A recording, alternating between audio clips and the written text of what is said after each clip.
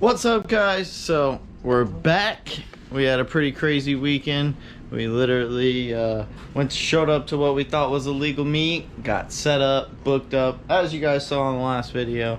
But now we're here. It's Tuesday, my first day off of work. That was last Sunday, so I worked Monday, came home, got some sleep, and we got to get started on this car right here, boy. What? Today we're gonna be doing the boom Mishimoto oil catch can. What? So we got everything here. I got pretty much a whole lot of stuff, and I got to get it all done by Friday. So Friday's the big day. This bad boy right here, what? Going to get tuned. So we're basically gonna go full bolt-ons. You know, as you guys saw, we got the test pipes, Tomy wide pipe, and Tomy single exit exhaust. We got our wideband hooked up, ready to go, AEM, and that's all that's pretty much done at the moment. We got quite a few things left to do, not too much really. We got our 1/2-inch plenum spacer going on there, and we got our LMT 4-inch intake. We're gonna be replacing this whole air box, getting our cold air intake. We went with the biggest one possible on basically both aspects. The DEs are known to have a struggle with, you know, sucking in air. So if you're gonna turbo, you want to get the biggest air induction possible, basically. So 1/2-inch plenum spacer. A lot of people go between the 1/2-inch 5/16. 5/16 I've heard is kind of like better for staying NA, but hopefully I'm gonna push myself to not do that very long. But I'll show you guys. So this is our lip mode tuning intake, and I was a little disappointed with it because there's like a big lip on the inside. You guys probably won't be able to see a whole lot. Yeah, you could probably see that little lip in there. So they actually sent me a new one. I complained about it. It was like a week before tune date. We're getting tuned this Saturday. So we got, what is it, Tuesday, Wednesday, Thursday, Friday, Saturday. 5 days left to go before tuning. We got to drive all the way out to Fort Lauderdale. I didn't think they were going to have it. I think I messaged them on like Friday. They immediately shipped it out, so, you know, shout out to them. They're just going to want me to ship this one back. But yeah, I don't know, I complained. You know, it was almost a $400 intake. I'm not usually one to complain, not like a Karen or anything, but you know, the fact that it was almost a $400 intake, and I was a little upset. Next, we got our Motordyne 1/2-inch plenum spacer. What? And this company was actually one of the best companies I've dealt with for, I don't know, probably all of this. So shout out to Motordyne Engineering for that. So yeah, I think that's pretty much all we got. The exhaust is already on there. We're gonna put the catch can on today, and then I think the only issue we're gonna have is with the 1/2-inch plenum spacer. I think people run into issues with the strut bar, so we got to figure out a way to rise it without running into the hood. But yeah, for today I think the catch can is relatively simple. We got to pull it off of here. I think this new bracket goes on, it slides onto the new bracket, these three come out, so we got to get this cover off. Then we got to get this whole system off here. We'll get the new one in and we'll be back. But this is pretty much what we're dealing with before.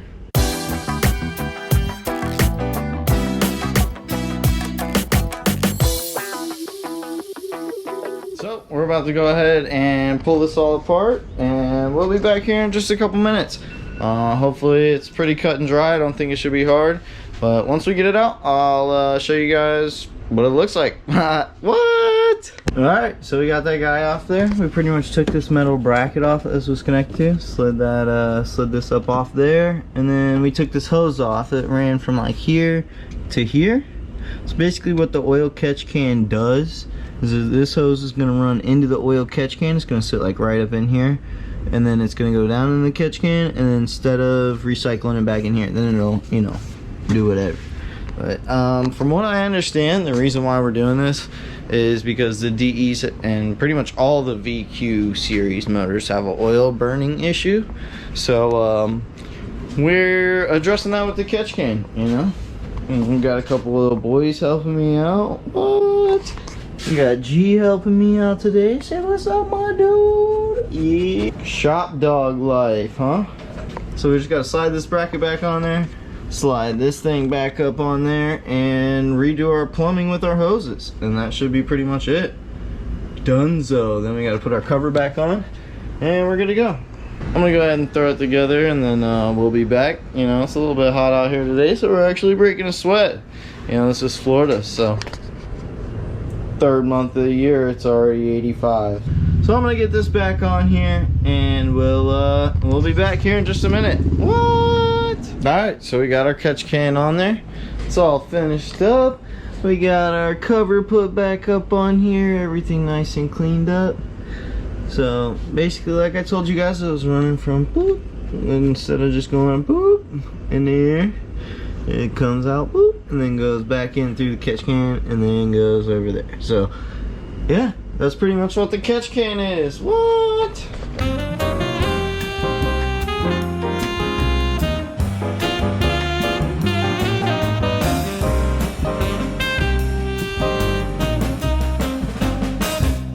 What's up, guys? So we're back. New day, new mod. It's now Wednesday, I believe. Yeah, it's Wednesday. So we got Thursday and we leave Friday. Hopefully in the morning. If we have to, we'll leave Friday night. But we're, you know, hopefully gonna make it out there till Tune Day on Saturday. So we're kind of hoping to get there early so we can kind of see everything go down. But yeah, I don't know. Still got to get a trailer Friday and trailer it out there because this car's not going to run with our 4-inch intake. We could just drive down there and put it on, but we figured we'd rather be safe, have everything, you know, ready to go the night before so we don't have to do anything. But yeah, so today we got our Motordyne 1/2-inch plenum spacer. What? So this is how it came. This company was actually super awesome because when I ordered it, I thought I was gonna need the like fastener kit, nuts and bolts and all that good stuff. So I put that in the cart too. It was already pretty expensive, but the company actually called me before sending it out. And they were like, hey, so this kit comes with everything you need in it, so you don't really need this fastener kit unless you were ordering it for something else. And I was like, well, alright, so go ahead and cancel that. Dude, I saved like 50 bucks and they didn't have to. They left me 2 voicemails because it was from like a, you know, out of state number. I didn't answer it. I didn't think I needed to. But either way, this is what we're dealing with. Let's see. This just folded over. Yeah. So it came packed super nice, you know. Looks like we got some stickers. What? Motordyne, baby. Yeah, so we got our stickers, which is always, you know, great. It was nice to see that on top. This looks like a nice little pre-assembly kit. You know, we gotta watch all of this and make sure that we get it all on there right. All of our directions, they look extremely detailed. So we'll have to read that one. Normally you just get like a little piece of paper that's like, yeah, do this, do this. We kind of just throw that to the side. That one I think I'm gonna read. It's like a whole book. Look, it looks like we got all our bolts, washers, everything in here. Control valve kit, coolant control valve kit. Everything we pretty much need. We got our Loctite in there. Yeah, pretty much everything. We got this like thermal gasket thing here. Not too sure what it's for, but it said it was better for like heat soak, I believe. So I'm gonna have to read the instructions, of course, to figure out exactly where this goes and what everything does. But I wanted to show you guys how it came boxed, and I wanted to show you guys this plenum spacer. So I mean, it looks pretty nice, nice shiny silver.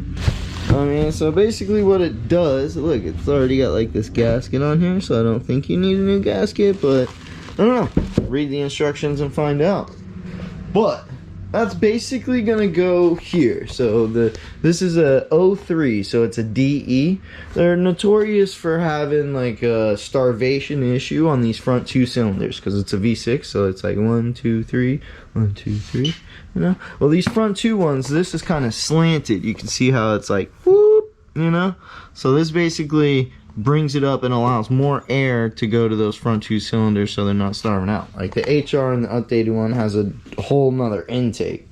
So that's probably, I'd say, the biggest reason why I'm gonna go ahead and put the fattest intake I can find, which is the 4-inch limp mode tuning one.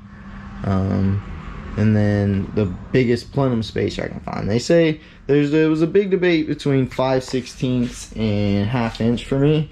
But for the 1/2 inch, they say it's better if you want to go turbo, and we eventually want to go turbo, you know, because why not? And we want the cool noises.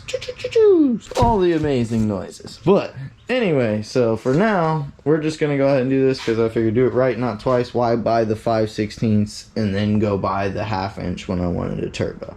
Because we're roughly sitting at like 35,000 miles now, so we should be able to rock bolt-ons for a year or so, and then go ahead and throw a Turbski on her. What? But I think the other big issue we have is with the 1/2 inch plenum spacer. I believe it runs into this strut bar.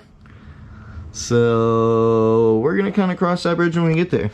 I think the highest part is the plastic, so I might be able to sand some of the plastic down, like right up in here if we get close.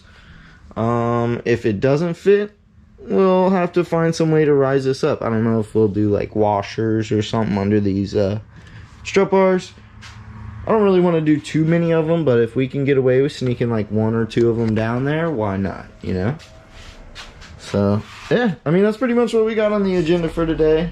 I got to do a little bit more research, read some directions, and we'll start pulling this whole thing apart. I'm gonna try and get you guys a nice little time lapse of taking everything apart and, you know, getting at it. So hope you guys enjoy it, and we'll be back here in just a few minutes. What?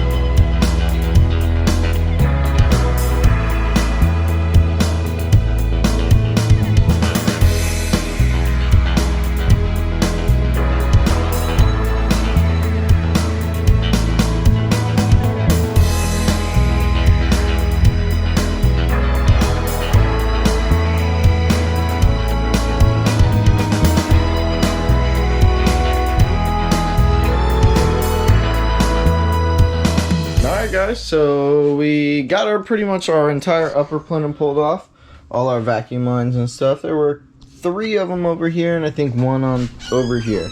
And that was about it. And it's like a whole lot of bolts. We had to get these 2 studs out, so I pretty much just took this other nut and, you know, flipped this one upside down and got them out pretty much just like any studs.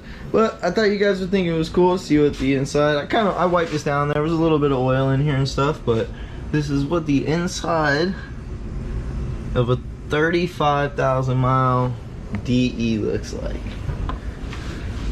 What? So it looks pretty good. I mean, there was, you know, there's a little bit of build up in there I may try and get out, but for the most part it's pretty clean. I mean, I was even surprised that on the other side of the throttle body it wasn't even that dirty.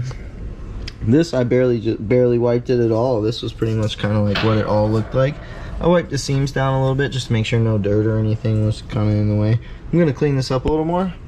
I'm actually gonna make a couple phone calls, but I don't know, I kind of don't really like the whole way that this has aged over the years. You can see there's kind of like this pitting along the whole thing. Let's see if I can get it on. I don't know, I kind of want to see if I can like maybe polish it or something to make it look a little nicer. But for now, this is what we got taken apart. So I got this thermal gasket in the kit. So with our kit here, where is it? This guy. So we got this thermal gasket here that we're supposed to put on the lower part, I guess. So we're gonna go ahead and have to pop this all up here. And there's like a special sequence you have to remove these bolts in. I think there's like, you know, look it up. Make sure you read the instructions because you got to do it right. And then you have to like torque these down to, it's like 1 pounds. So I don't really know if mine reads it. I gotta look it up and like see if it converts it, so I may have to go like rent one, but they said you could do it with a ratchet. It's just like make sure you don't tighten them too tight. So I don't know, we'll figure it out. But for now, this is what we got. I thought it was pretty cool. I think it looks pretty gnarly. It's crazy, we're taking apart this thing and it only has like 35,000 miles. I think it's like 35 and like 50 or something like that, almost exactly. But yeah, we're getting ready for tune day. Got less than a week. It's Wednesday, we're tuning Saturday. We gotta leave Friday though, because we're staying overnight by the tune shop. So yeah, we're pretty much getting there. Got this plenum spacer. We're having a little bit of trouble with Cody's car. He decided to do his clutch like not even a week before, and he didn't end up ordering a flywheel. There's some like vibrator rubber piece on it that ended up like disintegrating, so we can't use his factory flywheel. We had the flywheel shipped here as fast as we could. We got it in, but now we're having issues with getting somebody here. None of us have ever changed the clutch, so I mean it's kind of all already taken apart, but everybody works during the week, so we're kind of crunching numbers. But hopefully we got somebody to come and help us with that today, and we'll get it in there. That way we can put Cody's plenum spacer and his intake on. What I think I'm gonna do is once I get the plenum spacer in, I'm gonna drive it around for a day or so, make sure there's no leaks or anything like that. We got our new gasket too. I'm gonna throw that on there just for shits and giggles, because you know, I don't know, it says you can leave it there or run it without, whichever you prefer. They say some people like to leave it there. Either way, it's gonna seal correctly. But this gasket, let's see if I can get you right up in here. Oh, be careful with these lines, dude. I got splashed in the face with coolant and it was not very fun. But this gasket right here, I don't know if you guys can see it, but it's like separates the lower portion of the plenum, like the bowl, off whatever the rest is down there. So I don't know, but they said it's better for heat soak. It's hot in Florida, so you know, I drive the car a lot. I want to make sure to cross all my T's, dot all my I's. I don't think Cody got that gasket, so we should just be able to pop his plenum off, plop a spacer in there, and then run it. But I don't know, we'll see the difference, and I don't think it's really going to make too much of a difference, but that's apart. We're going to go ahead and clean things up and take the rest of it apart so we can get this gasket in here. I think we got to soak it in some oil, but other than that, yeah, we're moving along, making some progress.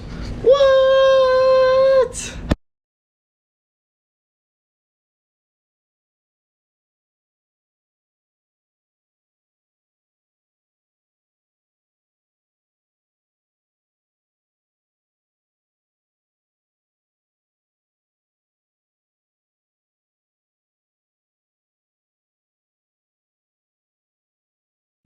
Alright, so we got it back together.